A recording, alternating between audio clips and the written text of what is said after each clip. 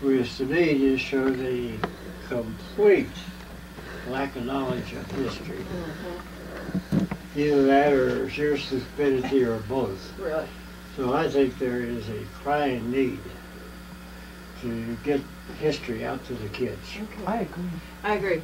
Yeah, I think we all agree here. I think that's why we're here. Now, one of the best programs I've run into is, in a couple of cases, I've had a high school student that came to interview me, and his class assignment was for the student to interview a World War II veteran to get, one-on-one information on World War II, which I thought was a wonderful program. Yeah.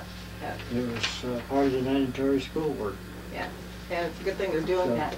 There's a little bit of effort out there, but Okay, let me introduce everybody in the room. And let me try with Okay. the tripod one more time, because this is going to be difficult. At 10 a.m. and we are in Aurora, is that correct, Ben? yes. Aurora, Colorado, and we're interviewing Mr. Ben Colkitt, Jr., right? Correct. Jr. And that's, would you spell your name for us? Colkitt. Okay, thank you. And so Mr. Colkitt, we're going to introduce the court reporter, who is Joyce Martin, and our videographer is Vicki Hartmetz, sorry. And so we're just going to ask you some questions about your, and my name is Kay Ewells, and I'm the Director of Education at Denver Academy of Court Reporting in Denver, Colorado. First of all, were you enlisted? Did you enlist, or were you drafted into this No, military? I went directly into the Naval Aviation Cadet Program. So this was in early 1943, a couple of weeks after Pearl Harbor. And we were listed as Seaman 2nd V5. And the V5 is an indication of aviation cadet.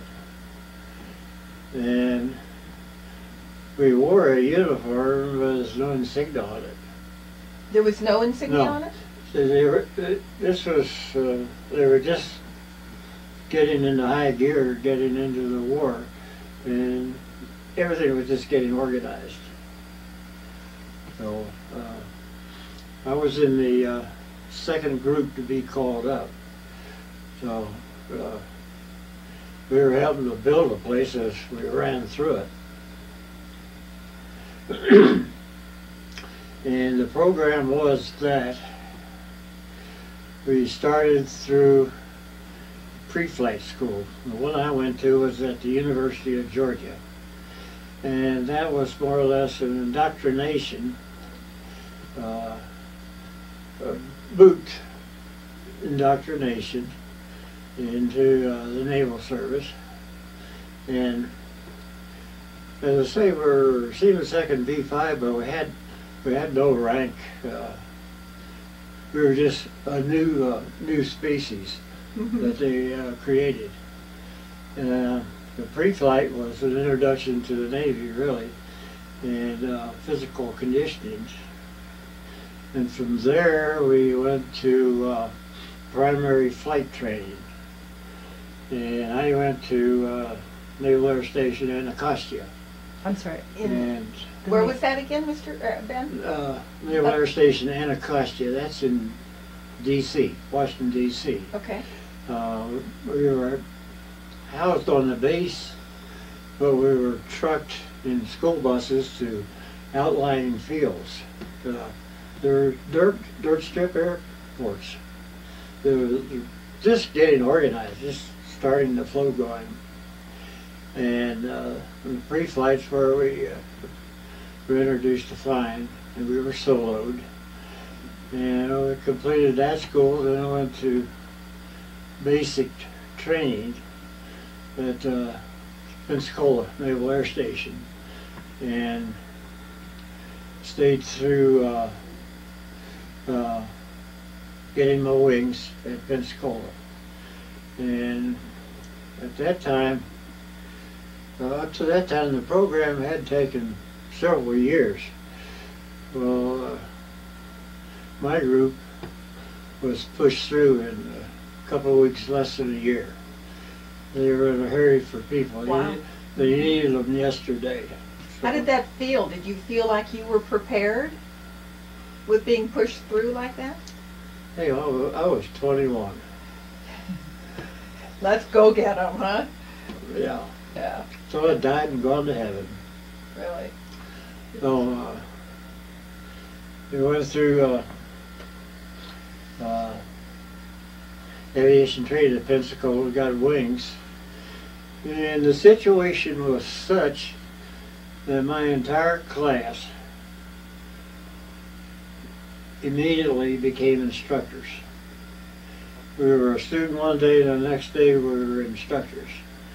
They were that short of people. And this was during the time of the Battle of Midway and several of the other battles. So they needed people. They needed them in a hurry. So And now what date are we talking about now? Is this, I went into the Navy in 1942. Got my wings in May of 43. And then I went to work. I where, didn't care for instructing. I wanted to get in the war. So I got into, went through fighter recon school at Pensacola. And from there was sent out to the fleet on the West Coast. and what ship did you wind up on? When? Oh, I've been on a bunch the of first ships. one. How about the first one? What was that experience like? The first one was a little weird because, needless to say, in 43 and 44, all of our main carriers were busy. So the Navy got 2 side-wheeler excursion boats on Lake Michigan, put a flight deck and a resting gear on it, and that was our initial carrier training. This was the Sable and the Wolverine. And that's why there's so many naval airplanes at the bottom of Lake Michigan, because this was the initial carrier qualification. And they put a bunch of them in the bottom of the lake there. But it was, they put a resting gear on the top, no catapults. So we And- made a deck run to get off. The resting gear, is that That's what the stops wire you? that the hook snags Okay. to stop the airplane. So that was our initial carrier qualification. And then out to the West Coast for assignment to a squadron. And I basically wound up in Fighter Squadron number 1, VF1, on board the Bennington CV-20. And the Bennington was in Task Force 38. That was Admiral McCain's task group. Task Group 38 would take the designation of 38 when one admiral had it. When his relief admiral took over, it became 58. So the same group of ships be referred to as either Task Force 38 or 58, depending on who was in command. But anyhow, the task force consisted of 4 or 5 task groups, and each task group had 5 or 6 carriers. And by the time I got out there, the task force was operating off of the east coast of Japan. As we found out later, we were getting ready for the invasion. which as we found out later was scheduled for somewhere around October or November. So how many months did you have to prepare for the invasion? Well,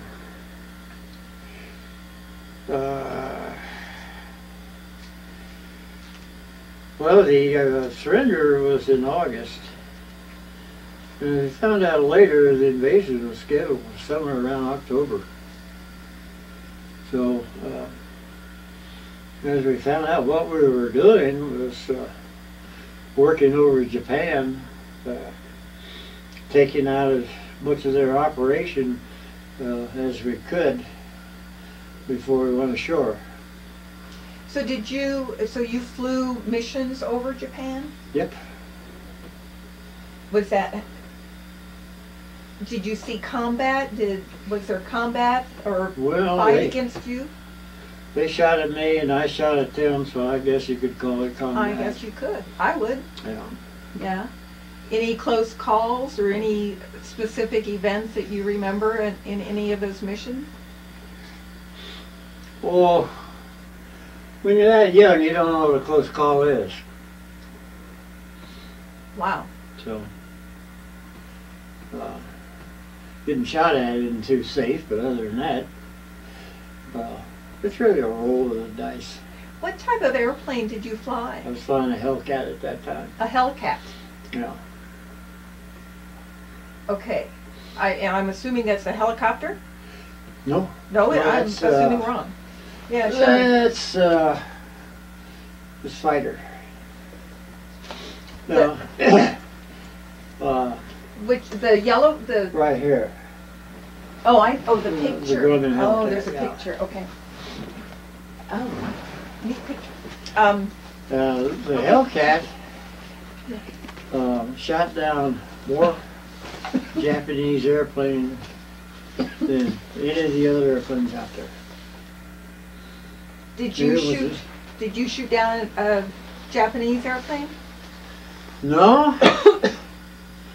I couldn't get there fast enough. A couple times we vectored out. The other Japs, you could see the balls of fire falling down, and I knew it was too late. So, which was kind of interesting, really, because one of the biggest attacks we had was a week or so after the surrender.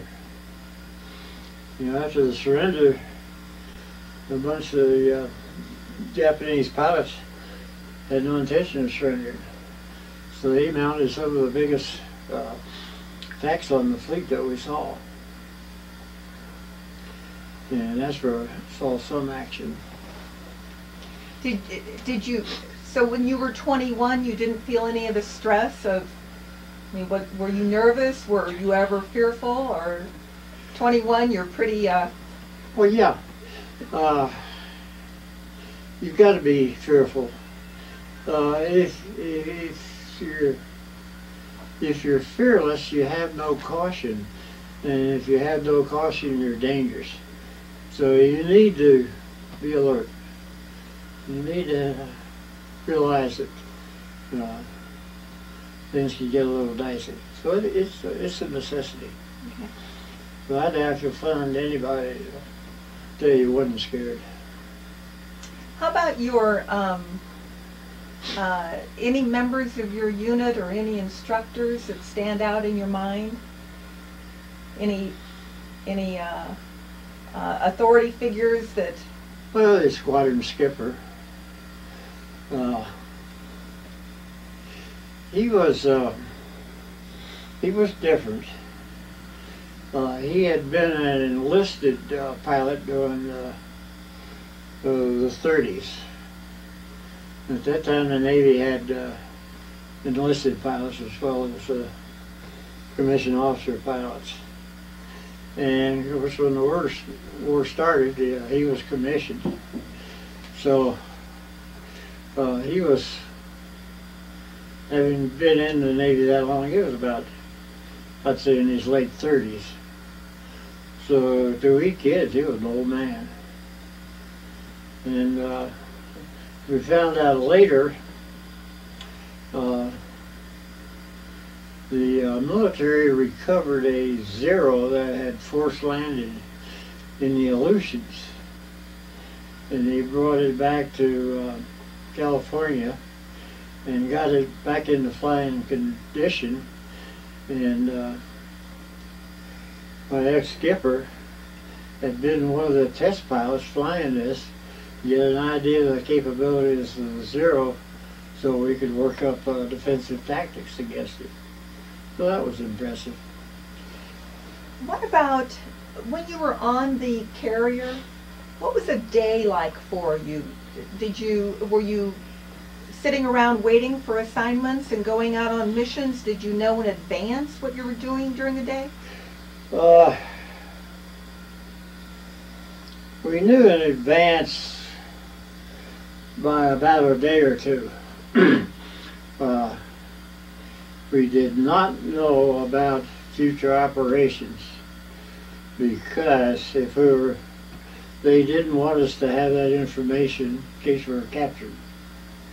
So we were knowingly kept in the dark about future operations. But you could figure a lot out. Were you ever captured or No. never had any close calls with the Japanese or anything? Or Germans? Well, other than getting shot at, no. Other than getting shot. No. Okay. What did you do before the war? You were 19 when you went in, so you have a lot of experience there, but... I was a senior at Davidson College at Pearl Harbor. At Pearl Harbor? When Pearl Oh, Harbor. Okay. Uh, And where was the college? Davidson College near Charlotte, North Carolina. Okay. So as soon as I could, I got to the Navy and said, I'm ready, take me. And they asked me where I was in college. I said, well, in my final semester. They were a lot smarter than I was. And they said, well, you go back, graduate, and send us a letter when you graduate. We'll send you orders and start to work in the Navy. So I did, and a week after I graduated from Davidson, I had my orders. This was in May of that year, and went into the Navy, stayed there for over 22 years. Were your parents happy that you were going into the military? No. They were. What happened when they found out? Fortunately, and right after Pearl Harbor, the next month I turned 21. So. Couldn't keep you home, could they? Well, the thing of it is, my only ambition up to that point had been to be a military aviator. So, as far as I was concerned, the war was just a convenience, because that's where I was headed regardless. So, it worked out great for me. How did you stay in touch with your family when you? Yeah, left?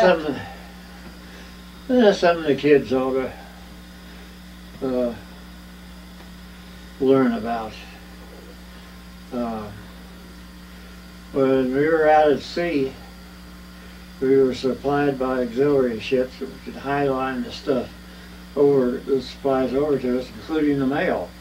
So the mail contact we had was when the ships would bring the mail out, highline it over the ship. So sometimes it would be 30 days or so before we get a letter. Nowadays, on a ship anywhere in the world, go up to the wall, pick up a sat phone, call home. So the war was really hard on the girls because they had no idea what was happening to their guys. Mm-hmm. Nowadays, you got instant contact. Did you know your present wife Donna at that time? No, no, we met in Korea. Now, I understand was she in the military or was she civilian service? She was an ensign. An ensign in the military? Yeah. In the Navy? But, when she got in, the Navy knew that they were going to have to take women into the service. So they started this program of commissioning some of these girls as line officers. So she was in the second class to report for duty, so she was a history maker herself. And we're going to get her story too. Yeah. But, We're gonna get that as soon as we can too. Yeah. What was the food like on the carriers? it's all right. Was it freeze dried? That was before the freeze dried. Did you have real eggs or were they? You got to be kidding. We had freeze-dried eggs. Yeah. We had reconstituted milk, which is a real experience. Of course, you've heard the stories about Spam. Uh-huh. Well, that was true. Spam was a staple in those days. But There's probably still a few cans from around that era still around here. no, we were resupplied at sea. Stores were high-lined over, so most of the stuff was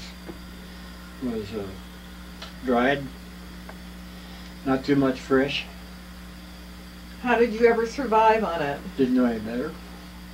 Did you ever get used to it, or was it Yeah. just? Did you? Yeah. Took it for granted. That's the way it was. And did you have plenty of food and plenty of supplies? Oh yes. Yeah. They took care of you in that way? Well, that's something else that kids don't realize. You have a fighting force out there, the tip of the spear, if you will, only because they have the supply support. Because I think during World War II, something like 1 guy in 10 was actually in combat.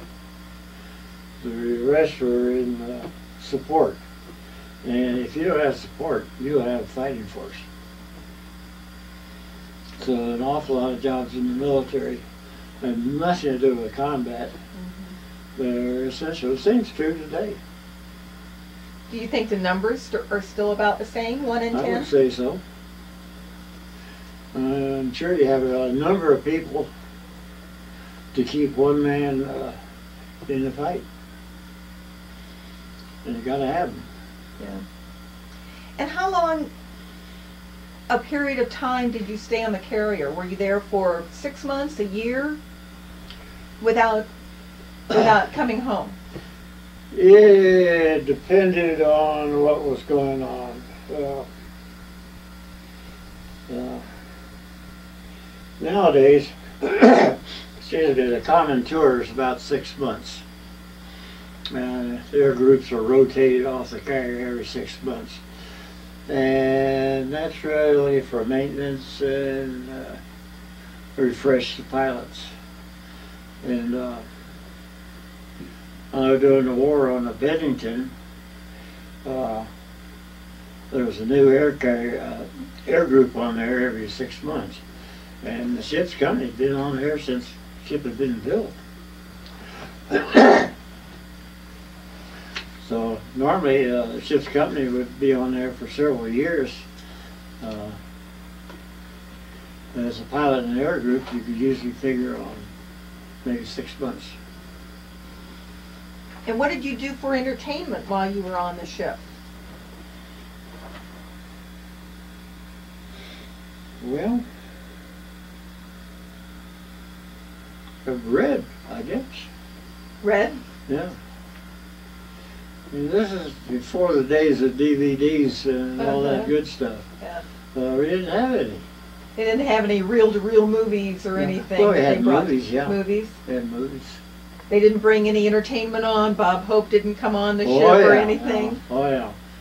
Yeah, the USO shows was through the Pacific, and those were wonderful. But the standard uniform to go to a USO show was sun helmet and poncho, because out in the South Pacific, you'd have a shower just about every night, and nobody was going to leave. So you just took the poncho and sat there in the rainstorm and watched. Yeah. Any particular USO show that sticks out in your mind? Well, Bob Hope. Bob Hope, yeah. Did he? I guess he brought his bevy of beauties along with him.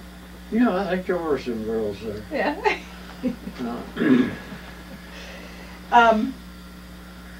Was there, when you were flying these missions, was there anything that you took along for good luck? Or No. any ritual or anything for good luck that you did? No, it was a job, like jumping in your truck and going to work. Did you go do anything special during your leave time? Where did you have your leave? When you got off the ship? Well, of course, during the war, we didn't get leave. So we stayed out where we were. But leave is just like anyone's vacation. No different than it would be now. Okay. And you said you were in the Navy for 44 years? No. Oh, I'm sorry, I misunderstood. I just look that old. 22 years. I'm sorry, 22 years. 22 I misspoke. years. Yes, No. okay. Really, the reason I retired was because they told me I was too old to fly. They want young fighter pilots. They don't want old guys. So I'd gotten to the point where I was too senior and too old for frontline squadron, so I retired. Nowadays they can stay a little bit longer. But, it was a real youth program then. In one of the emails you sent me, you said that later you were a Panther pilot. Yes. That's the squadron up top here. F9F. It was one of the first transition jets when the carriers transitioned from prop aircraft to jets on the carrier. And that was over Korea, you said? I was in the squadron and we were over in the Sea of Japan off Korea. Yeah. Okay. Any particular experience that sticks out in your mind during that time? Yes. The one that sticks in my mind is probably sticks that I know the career military people find now. During Korea and actions after that, the wars were being run by politicians. And we were flying strikes out of Korea. We knew we couldn't win the war. The politicians wouldn't let us. Doing the same thing in Vietnam, you got the same thing in Iraq. So that sticks in the minds of all the military people. And how does that affect military people when you're in the service and you're recognizing that? Well, I think the American public's very lucky because the guys are very serious about their career. And the attitude I developed during Korea was, well, I know we can't win, and there's nothing I can do about it. I'm working for the Navy. They give me my orders, I carry them out. Didn't give it any thought. And the guys are having to do that now.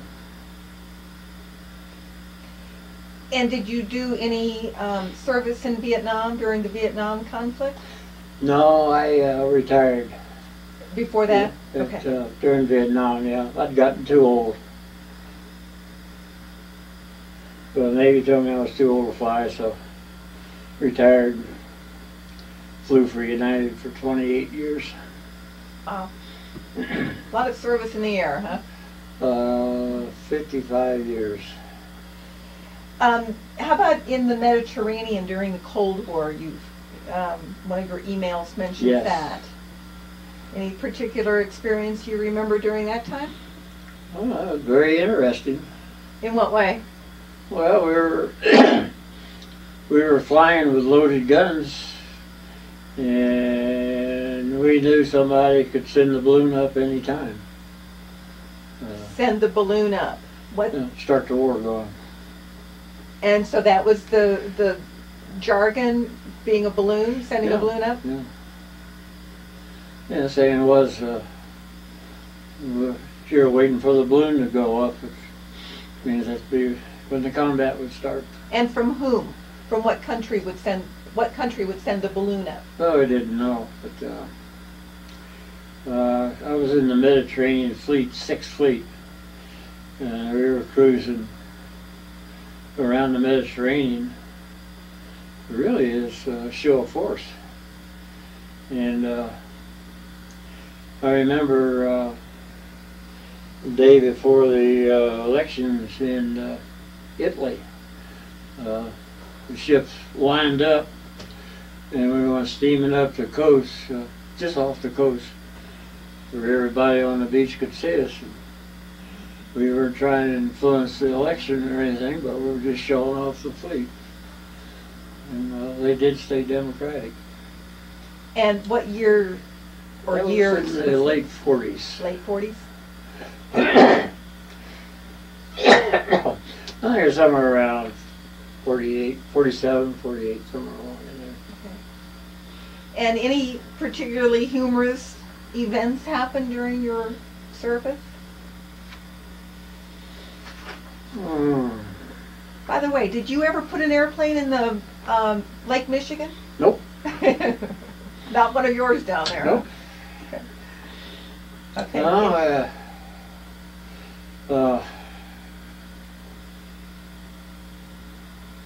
flew for 55 years. Flew in combat in 2 wars. Flew night fighters off of carriers. And the most dangerous time I ever had was driving on the freeway. Is that right? Yeah. Came closer to getting in trouble on the freeway So than it did in flying. landing on the carriers did not feel as dangerous. Well, there are 2 grades, pass and fail. Yeah. It's pretty obvious which grade Yeah. you get, I'm Yeah. sure. Yeah. Yeah. What was it That like? was the thing that really blew Donna's mind the first time I took her down to Pensacola. Because the air station graveyard is right by the main gate. So the first thing you see when you go in the air station there, Pensacola, is the graveyard. And like I told her, those are the guys that flunked. And she never quite got over that. But it was true. Yeah. But during the, particularly during World War II, we took an awful lot of losses operationally because the business it's a hazardous business. So we lost an awful lot of people just operationally. In what way? Can you tell us about? Crashes, yeah. So the crashes, Yeah. and so the planes would the planes just go off the carrier, or are you talking Oh, you got all kinds of midair? ways. There's all kinds of ways to crash an airplane. Yes. One of my pilots got target fixation. One of the things that can happen is diving on the target, and you want just another second to get on, just another second beyond, and the guy's way too late and they fly into the target. So I lost one friend that way. Well, actually a couple. What was it like the first time? Your very first time of landing on a carrier, not in your training, but on the big carriers, and that hook catching the wire. Well, it's a great feeling. Is it? Yeah. It just Well, the Navy physical? has a say about it, but we better leave that off the record. They might be interested in No. it too. No? I'll get busted. Okay, well, we won't push the issue. Needless to say, it's a big thrill. Okay. Yeah. And what about taking off? Is that just as exhilarating? Yeah. Taking off on Yeah. the big ship? Yeah. Did you ever miss did the hook ever miss? Oh, yeah. And you'd have to take off again? That's part of the program. Yeah. Is that right? Yeah. Wow. Amazing. Do you have, Incidentally, if you want to see a tail hook, I have one in the garage. oh, I'd love to. I don't know if, is it huge? I mean, Yep. is it, so we couldn't is carry big. it around or anything? No. Okay. Well, Okay. I carried it in my bug with a sunroof. But I was at Naval Air Station North Island when I retired. And in the officers club there, they have a tail hook mounted on a plaque, mounted over the bar, which I thought was real neat. So when I retired there at North Island, there was a junkyard there, so I went down. The guy behind the desk and said, I'm retiring, I'd like to get a tail hook. And he looked at me, a real funny look. And he said, just a minute, Commander. He went in the back and I could hear him dialing on the phone. Pretty soon he came back in with a funny look on his face. Said, what kind do you want? One went off with a Panther, because that was the last operational plane I flew. So pretty soon he came out with it. I opened up my sunroof, stuck it in my bug. Got a lot of looks when I was driving down the freeway. Brought it home, walked in. He said, what are you going to do with that? And I said, well, I'm going to mount it over the fireplace, of course. It's still in the garage. You didn't mount it on top of the car either, though. No. And you said you retired at Commander. Was that the rank? Yep. Okay.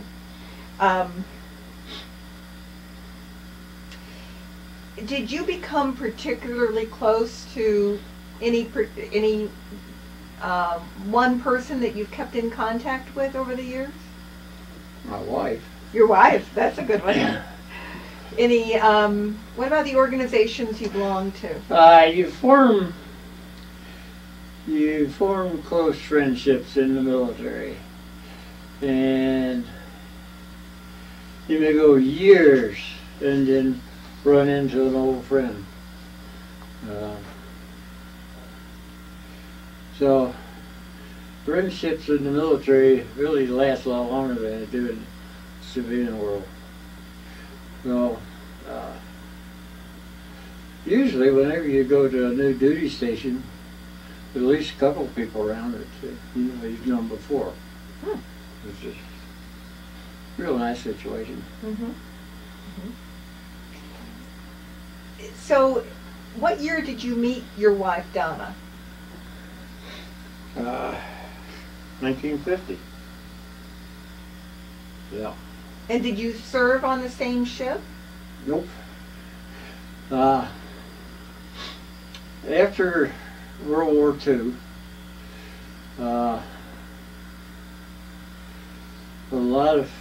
most of the people that were in the military during World War II were reserves. So after the war was over, reserves went home, and some of us were given an opportunity to turn regular. And those of us that became regulars then were sent to a line school. It was a school the Navy put together to give us military and naval education comparable to the academy. Now, most of us were college graduates.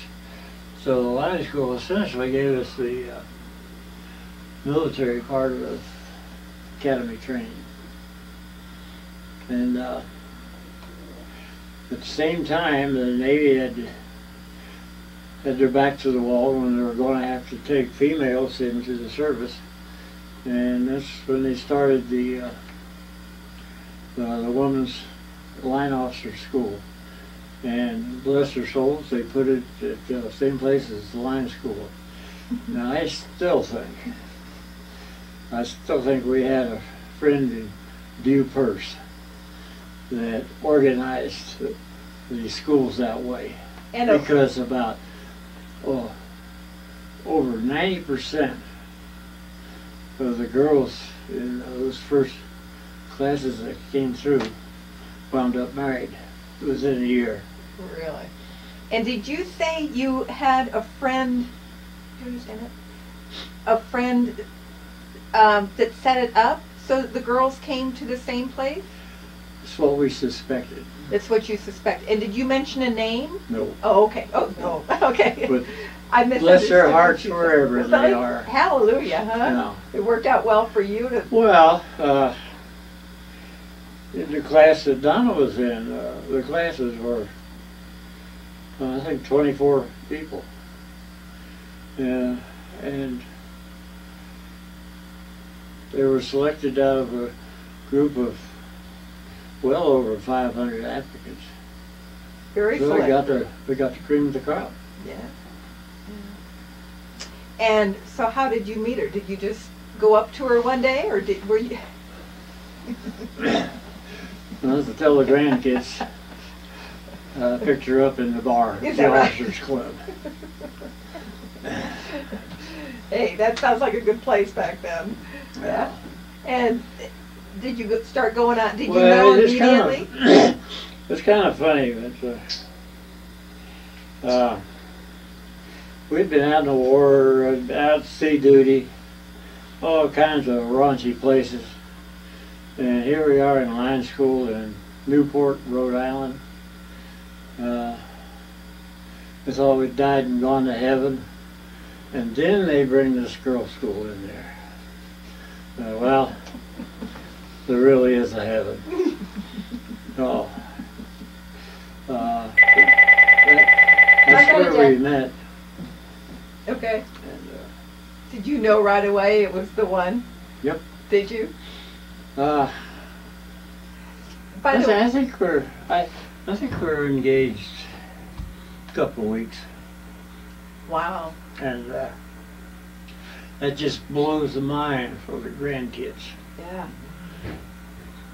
Are you okay? Do you want to take a break? No, I'm fine. Okay. Within a couple weeks, you were engaged. Yep. And married. And married? Yeah. Well, how long does it take to make up your mind? You almost beat an uncle of mine. Yeah. Yeah, they did the same thing. So, where were you married? Newport. Right there? Yeah, in the Naval Chapel. We went back there to Newport, and the bar at the Oak Club's still there doing her business, and the church, Naval Chapel, burned down. So I guess there's a story there. But yeah, we had regular naval wedding with swords, lights, all that. And you have how many children? 4. And where are they now? Well, my son Benjamin is an attorney here in town. Number 1 daughter is a doctor on Bainbridge Island in Washington. Number 2 daughter is a school teacher in near Kingstown, New York. And number 3 daughter is an RN in a hospital at Albany. Not a pilot in the bunch. Not a pilot. Couldn't care less. Interesting how it skips sometimes, Yeah. isn't it? Do you have, I think you or your wife mentioned to me that you do have some photographs. Do you have them right here or not? Doesn't look like it. Man, do I have photographs. Lots of photographs. I've got all kinds of photographs. Okay. Any ones stand out in your mind that you want to tell us about? Talking about photographs? Mm-hmm. No, I had to burn those when I got married. Oh.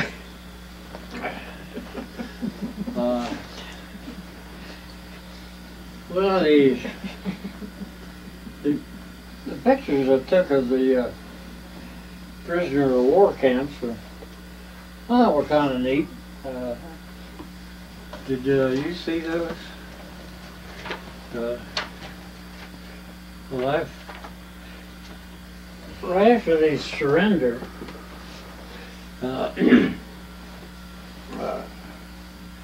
we knew that there were prisoner of war camps on the main island of Japan, but they didn't know exactly where they were. So, flying a photographic recon fighter, I was sent out to, well, first of all, locate the camps and take a picture of them so we could pinpoint it to go get the guys.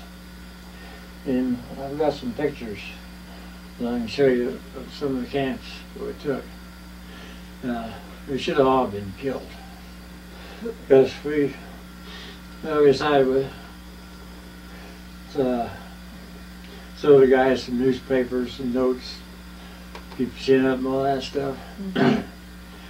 So there was flying this fighter with one hand, with flaps down, canopy open, 100 feet above the ground, leaning out with all these packages down so we didn't kill ourselves. Wow. And the guys on the ground. Yeah.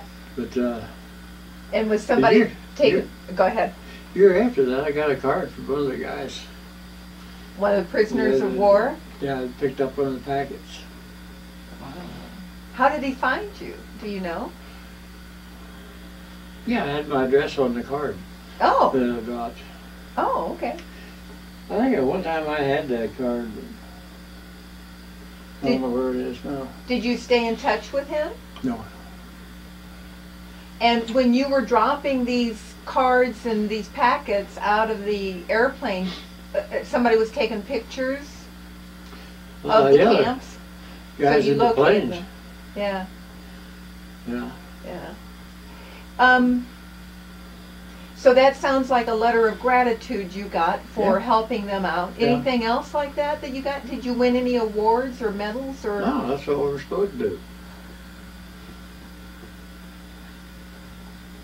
Dad, what are these awards up here? What are those for?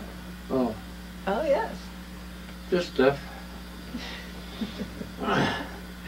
Do you want to tell us what those are? In the Well, frames, the medals in Yeah, the let's frames? take a break. Let's take a break? Okay. Yeah. Okay.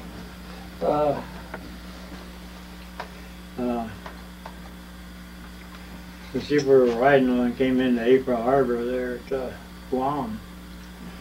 And there was a Hornet with the first 30 or 50 feet of the flight deck bent over the bow.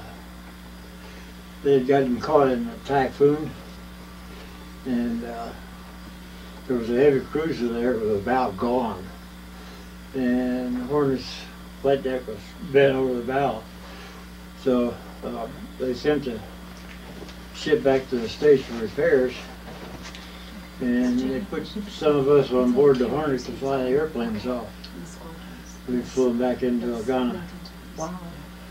Yeah. Oh, okay. But Yeah, her dad. Dad, you did you serve with Bush at all? With huh? George Bush. Were you in the same squadron or on the same No. ship? Oh, okay. Who was it though? Who was the astronaut? Shepard? Which astronaut was it that you guys lived across the field from? Oh, Johnny Glenn. Okay. We were neighbors down in Corpus. All right. John Glenn? Yeah. Yeah? Maybe Yeah, we we better. partied with him. You got some stories about John Glenn? We're not on the record right now, but Oh, we'll yes, ask we you about are. them. No, Are we? really. We are on the record? Oh, okay. I was in a training squadron with John before he became an astronaut. So what year would that be?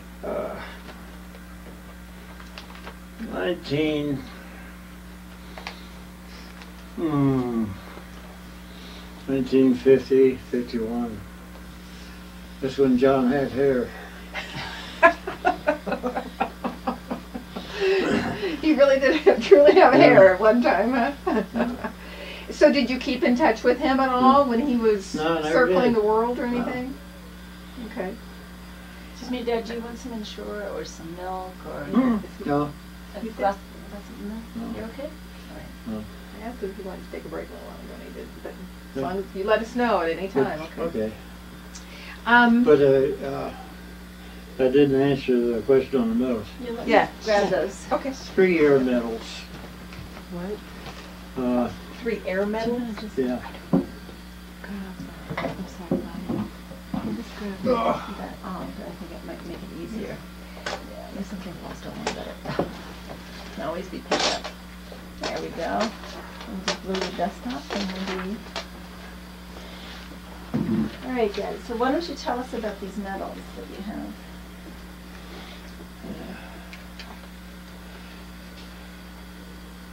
What happened to the citation?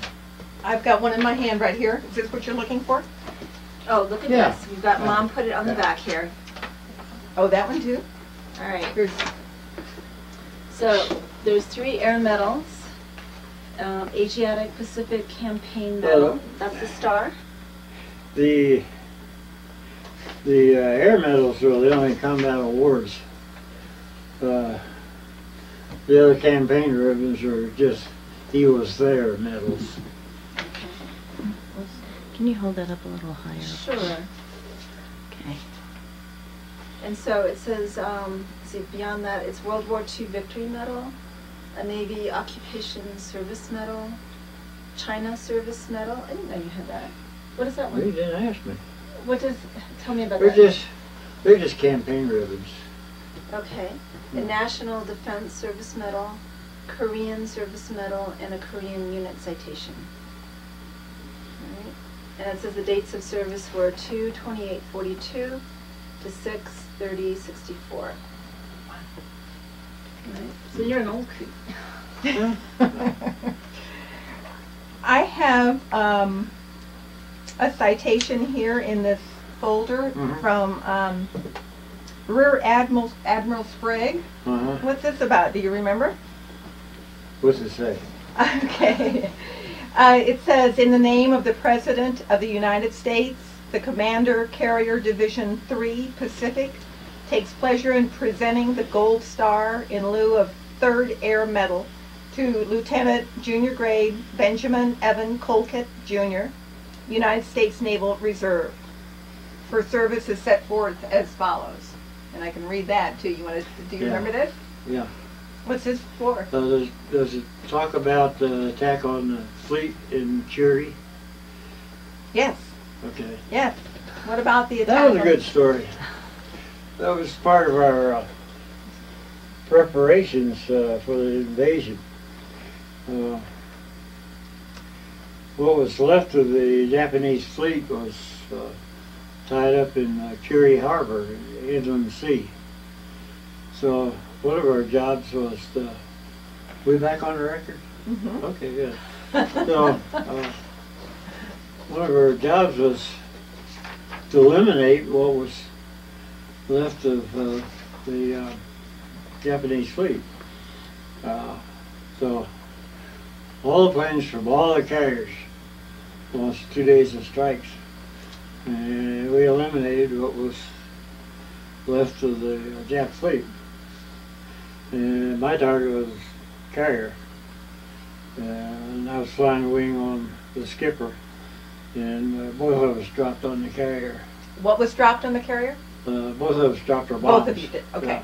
Yeah, on the carrier. And then after we dropped our bombs, we went through the old military maneuver of get the hell out of there.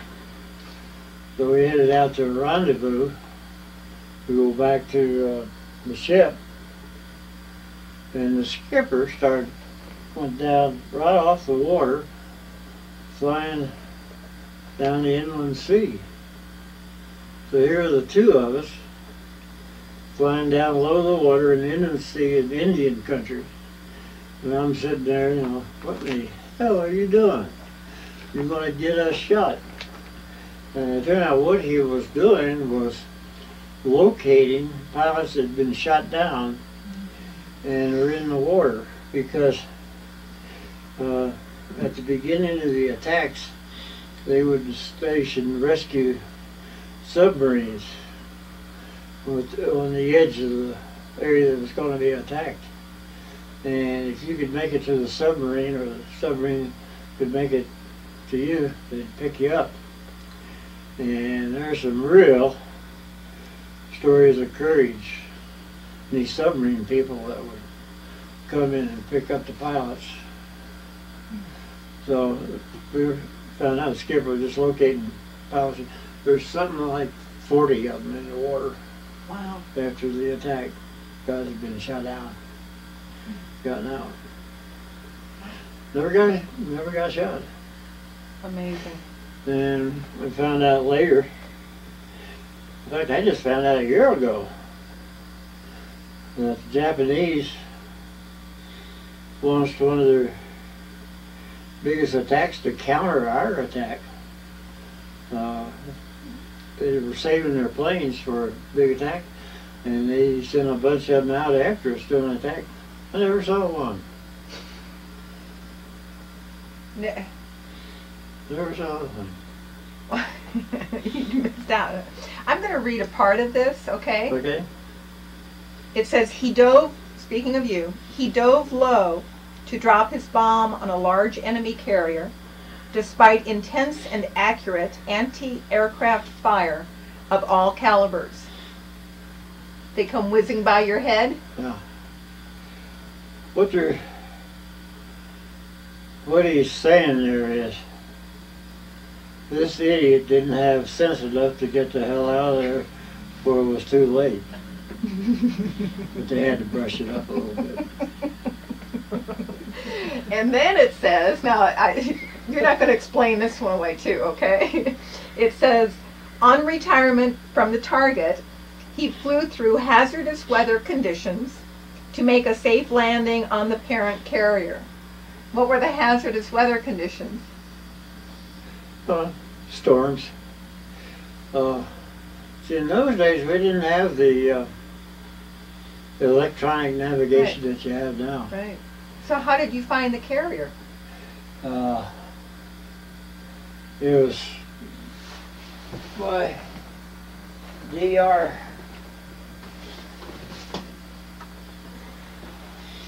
Oh, my. The plotting board. So essentially it's plotted a wind vector.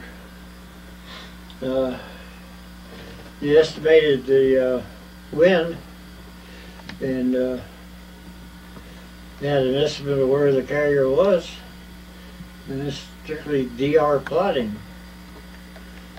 So, Estimate. You Yeah. have an estimate of where So, the carrier was. yeah. Wow. So it could get real exciting. That's what the young folks don't understand. Nowadays all their goodies Right. with GPS and all that stuff. Right. This was just the basics. Amazing. Now I remember one time we flew back, the fog came in. So I had to get down to, I don't have this one written down anywhere. But we came back looking for the fleet, and we got down about 200 feet above the water, because the fog was about 300 feet or so. And we came across the ship's wake. So I said, well, where there's a wake, there's a ship. So we flew down the wake till we found the ship. And then said, well, there's one ship, there's got to be others. So then we flew around till we found the carrier. And we didn't care whose carrier it was. I was going to ask if you knew it was yours. No. Any old carrier. So we flew around till we found the carrier, made an approach to it, landed on it. And what they did, if they got full of planes, they'd push them over the side and make room for the others. Really? Bless their old hearts. Wow. So, I had a question that totally blew my mind. the carriers, we were going to land there, and they knew it. So it wasn't your carrier, and No, no, as a but matter of fact, it wasn't. doesn't matter. Couldn't have cared less. And how many planes did they push over the side? I If have they no got? idea. Wow. But that was war. Did you have radio contact? Had radio, yeah. Was it clear? I mean, I know now. It's I'm sure basic. it wasn't. It's basic. Amazing. Yeah. Amazing. Well, the electronics nowadays is amazing. It is. But that's what you're talking about there. Yeah. Well, I'm going to add one more thing. It says on 13 August 1945, you participated in a successful attack on Matsushima, Matsushima, Yeah. airfield, Honshu, Yeah, Honshu, Honshu's the main island. okay, where he took outstanding photographs of the action in spite of accurate and intense anti-aircraft fire of all calibers. Is that still the same, didn't get out of the way? Very interesting. In what way? What they would do is I'd go out to photograph the target, and they'd send 4 or 8 fighters along with me for protection, for escort. And just set up for a photographic run, would set up a flight line across the target, and the guys are back there were supposed to be on the flanks for protection. And what would happen is the Japs would shoot at me, and invariably, initially, they would not put enough lead in.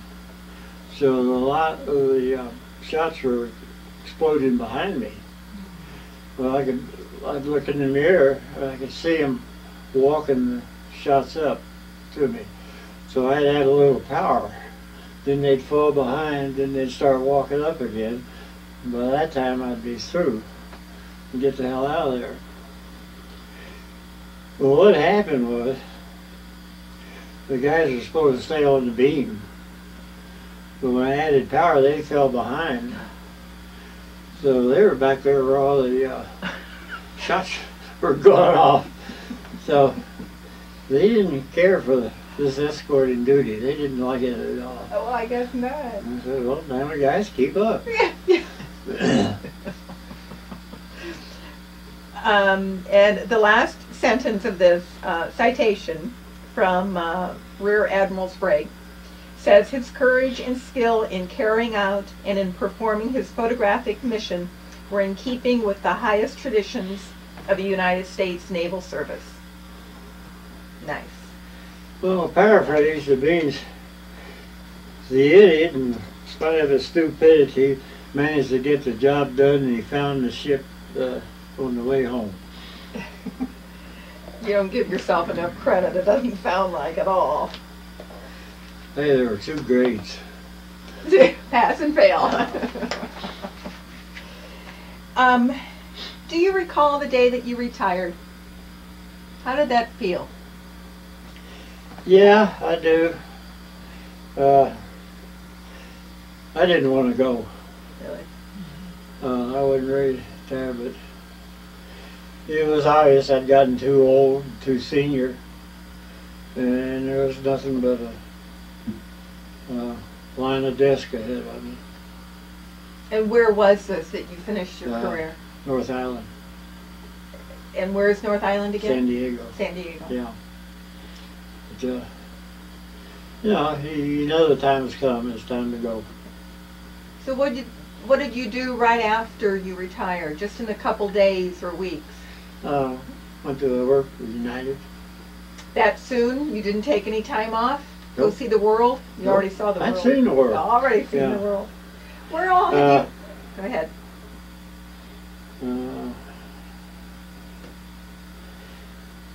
What had happened when I started setting up retirement, I flew back to Pentagon, and the commander desk said, "It can't possibly let you go. We don't have a replacement for you."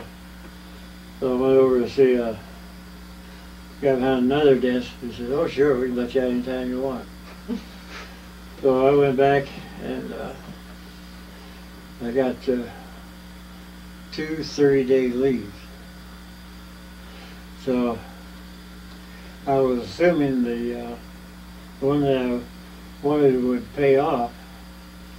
So I drove on out here to Denver to United and took the job and went to work. Because at that time, the airlines were expanding like crazy. What year was this, It Ben? was 64. So I came out to see him and I said, "Sure, you're hired.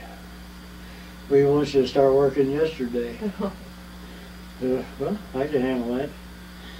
So I started to work with 2 3-day leave papers in my pocket, and I was still in the Navy.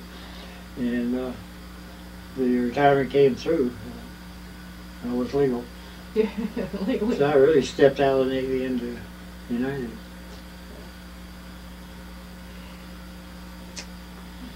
And then how long did you serve for United? A little over 27 years. And when did you retire from them? What year? 92? Seems like you never truly retired though, 'cause 92, you I kept- think. They would call you back in and you would 90 train or people. 92, somewhere along in there. But you were still training people. They kept calling you in after you Yeah, retired. after I retired from United, they called me back on a contract basis to train some people. The Which simulators? worked out great for both of us. Yeah. People were Yeah. requesting you. Yeah. It wasn't that, you had certain groups of people that really liked his training and specifically wanted him. Quite a few South American crews, right? That you had? Yeah. See? Mom, why don't you sit here? You'll be more comfortable. Please don't want to miss out on the fun.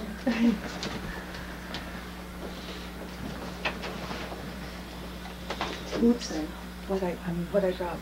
No, I just, Oh. did I mess up anything? It's gone. Did it go up? No, I think I'm sorry. They don't believe I picked you up at the bar. Great story.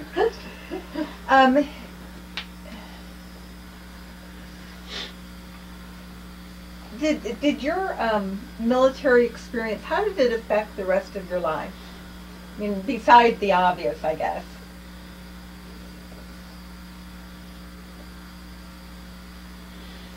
Well, that's pretty hard to answer. I don't think it did, really. I was lucky enough to be able to do what I wanted. Does it, how does it affect your thinking now about Iraq and Afghanistan? Well, SOS, Meaning? same old shit. The tragedy is, you see it coming. But that's why I think this is so important. It's the same damn thing. Korea, Vietnam, the first slap over in Kuwait, now Iraq. The same damn thing over again. So, what should we do differently? Well, we're not on the record. We are. Well, in that case, stay the course.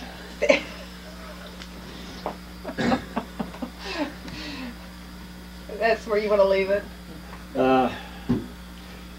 Well, to me and my professional military compatriots, the way to run a business is to give an organization a job, let them do it. So what the government needs to do is decide what they want from the military, tell them what they want done during the military list, let them do it. Let them do their job. Do you think they're doing it now? Why don't you cut it? Off the record? Yeah. Okay. Okay. It's the same damn thing. They're screwing up Iraq just like they had previously. So, and I know where the guys are coming from. They know what's wrong and what should be done to fix it. They can't do anything about it. But I know I just got the attitude I'm working for the Navy, to take orders from them and forget the politics. Okay. But it's just a tragedy. Okay. Give the military a job, let them do it, and get the hell out. Okay, we can leave that. We can let that one go then. You joined some organizations. Do you belong to the Tailhooks, did I hear? Yes. What's that about? Well, it's a group of pilots that get together occasionally to socialize and talk over engineering problems and professional problems. Do you still meet with them, or did you up to I the... can't get out. Okay. And Tailhook is an organization of retired and or military pilots. Okay. Do you stay in contact with them now, even though you can't meet with them? Yeah, the guys Okay. come by. Do they? Yeah. Yeah. Sounds like a special bond. It is. It is. Yeah. Did you attend reunions of your units or your Yeah. yeah?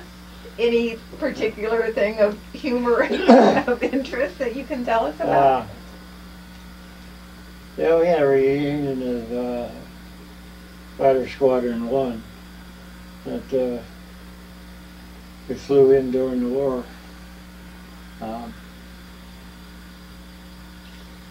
It was amazing. I think it was something like 60% people showed up. So, one of the amazing things was, though,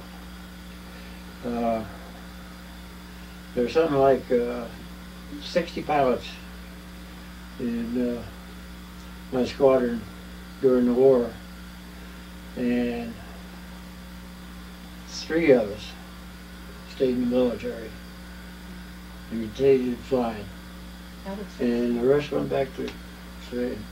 I couldn't understand that. Wow. Yeah, that's very small. Yeah. But I got a story I need to tell you on the atomic bomb. Okay. In August, somewhere around the middle of the month, sitting in my Hellcat, fully fueled, fully armed, getting ready for a fighter sweep target in central Honshu, Japan, What year was this, Ben? 45. Okay. That was middle August 45.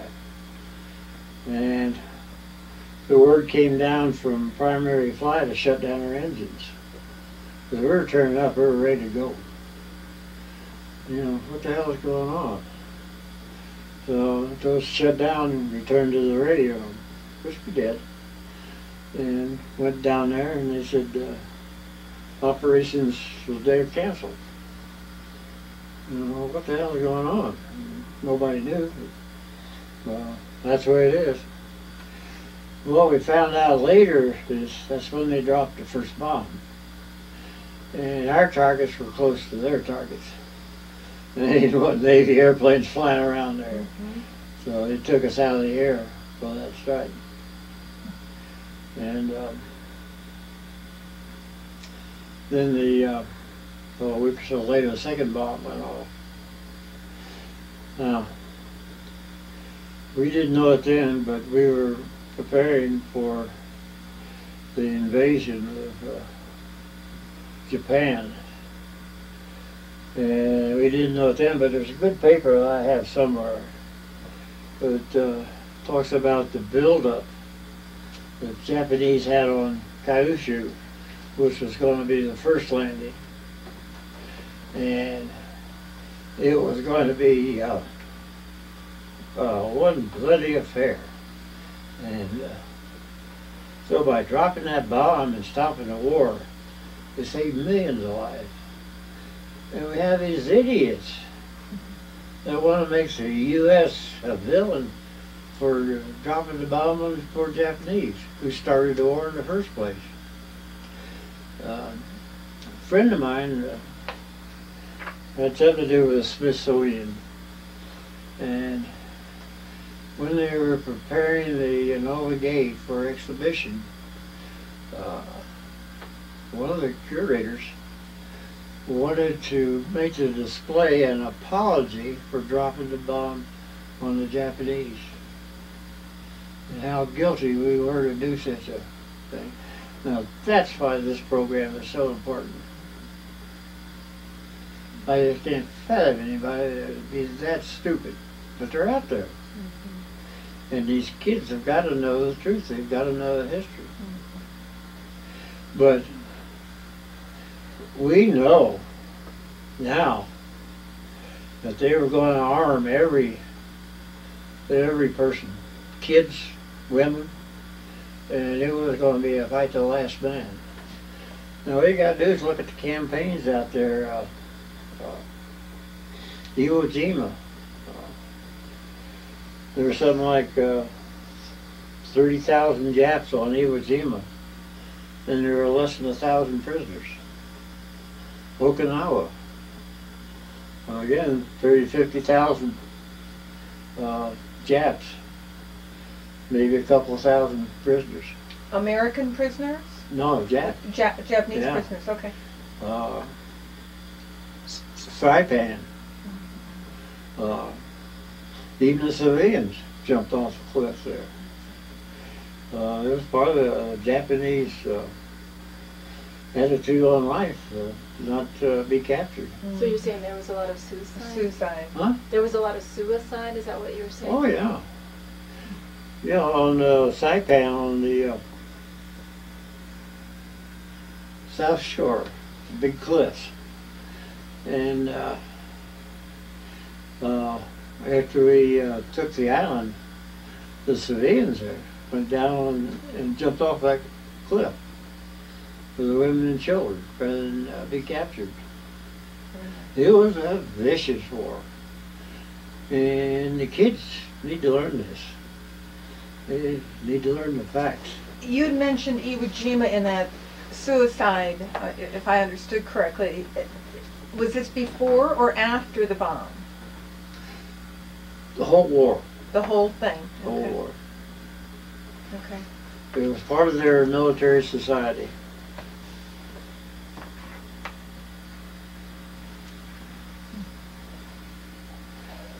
So there is a desperate need for the current generation to learn history. Because somebody said if you don't learn from history, you're doomed to repeat it. Okay. And so your wife just showed me an email that's talking about only a few Americans in 1945 were aware of an elaborate plan that had been prepared for the Allied invasion of Japanese Well, homeland. we didn't know and we didn't want to know. And that's when you were called off, Yeah. when the bomb hit Yeah, them. they were preparing. Yeah. The first strike was going to be on Kyushu.